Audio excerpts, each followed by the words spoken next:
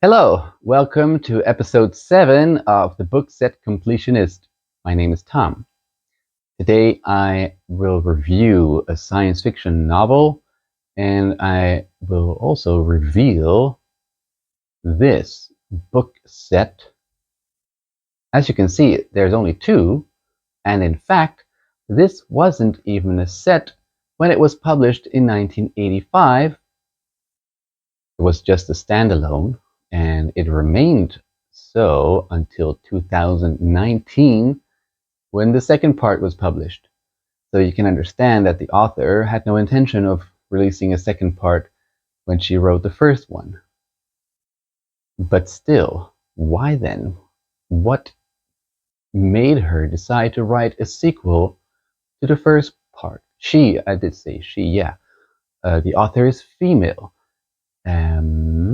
There you go. So this book is pretty famous. I always say famous books. Maybe I should say well-known, well-read, loved by many, not obscure at all. In fact, this book has been made into a series. It's dealing with issues that are still on the top of people's minds, not only in 1985, but still today. That's why probably it's so popular. It's still being sold. It's in print. You can find it anywhere. And the sequel too. Oh yeah, good. Now, the author is Margaret Atwood, and it's probably her most famous work. I will say so. And we're talking about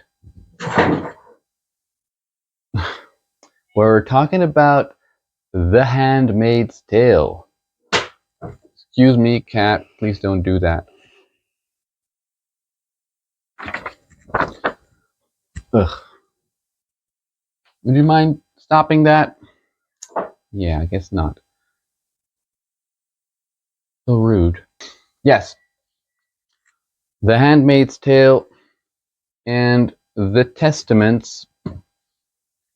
Like I said, Testaments was published in 2019.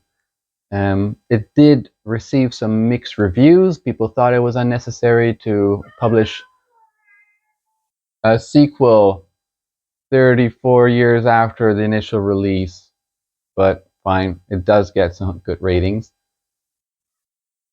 Right, he doesn't agree. Good then, let's take it to the table. Oi, Omek. What are you doing? So here we have a duology, 2-book set, The Handmaid's Tale. I was lucky enough to get a new copy. And part 2, The Testaments.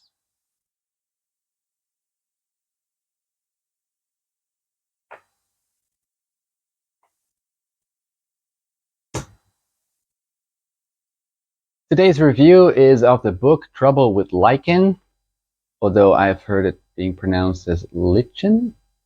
I will stick with Lichen.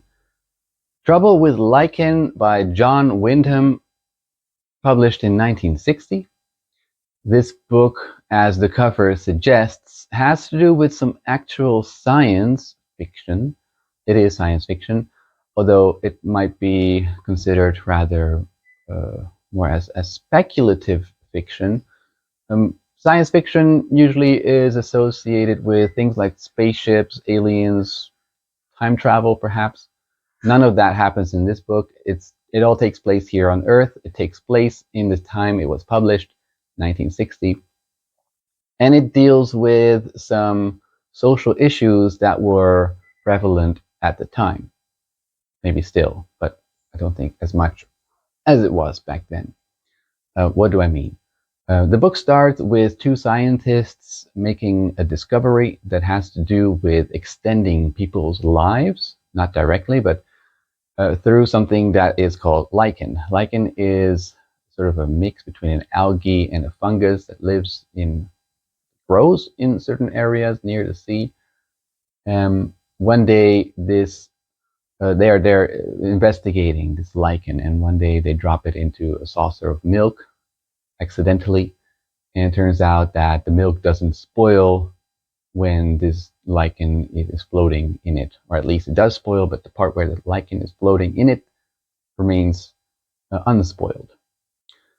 So they investigate the qualities of this lichen. They will try to apply it to human physiology, human nature, human whatever. They want to use it in humans.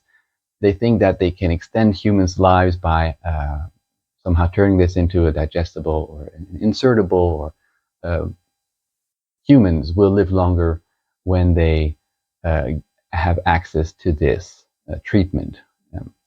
Now, the first scientist is a man. He's older. He's more reluctant to introduce this into the human population. He sees some very significant ramifications when people suddenly don't die anymore. They live 200-300 years. So he's very cautious. He uses it on himself and on his children, but he doesn't want to release it. He doesn't want to make it public. The other scientist, who is a woman who's younger, has a different idea. Although she does realize that an immediate release into society is too much of a disruption for people to accept. So what she does is she tries to do it in secret. Yeah, to do it in secret. Also, her motives are different. This woman in the 60s, she's unhappy with the expectations that are being put on her as a woman. She doesn't want to fit into the gender roles that her parents have laid out for her. In the 60s, women were still very much expected to just have families and kids and not really pursue any professional careers or academic careers. But this main character is different. She wants to break away from those stereotypes, and she doesn't marry. She's a scientist, and she develops what can we call it? An invention? No, it's more of a discovery. So what she does is, in secret, she treats women with this lichen, with a cover-up of a beauty clinic. So she starts the beauty clinic, and she treats women with this lichen. And these women are not just any women; they are the wives and partners of men who are the leaders of industries, political people, people with influence. So her idea is that if she can make these women have longer lives, they will develop ideas and policies that are good for women, that don't follow the designated roles that women had at the time. So yeah, you can understand. It's the theme here is emancipation, feminism, gender roles, rather than looking really deeply into the overarching social consequences of having people live longer lives. We can all imagine what happens if people suddenly don't die anymore.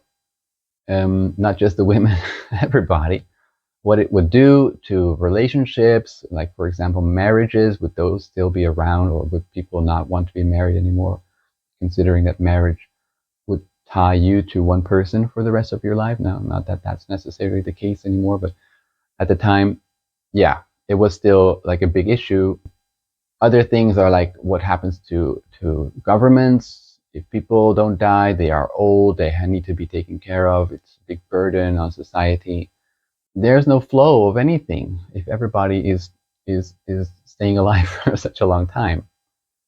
So those are some of the issues that are looked at, but not very deeply. It's mostly geared towards the female character who wants things to change and who has a mission, and she's taking some very interesting approaches to that mission. Okay, now, maybe in 2025, things have changed. Maybe the angle of feminism and trying to change women's roles in society is not as urgent as it was in the 60s. So maybe it has lost a bit of its relevance. So if you're interested in such topics, maybe the reveal video, The Handmaid's Tale, is a bit more, yeah, you can imagine that being the case more than this. This has already moved on. Not saying that every gender issue has been solved, no, far from that, but This is not as striking or as shocking as, for example, The Handmaid's Tale is. So people compare The Handmaid's Tale with today's society. This probably will not, make any waves anymore if it was published today. So, was it okay? Yeah. I cannot really recommend it. Like I said, it's a bit dated. The dialogues are, to me, just a bit cringe. They use the word darling all the time. There's even the main character uses her father, calls her father darling. I thought it was a bit funny. Would I call my dad a darling? Probably not. Okay, so I don't really recommend that. But this author, John Wyndham, has written other books that don't deal with this. He's not necessarily like a feminist writer or anything like that. He has dealt with more scientific SFE topics like invasion of plants. That is one of his other books, which I will also read soon. Okay, so yeah, check it out if you have it. You can read it. It's only 200 pages. Don't expect too much.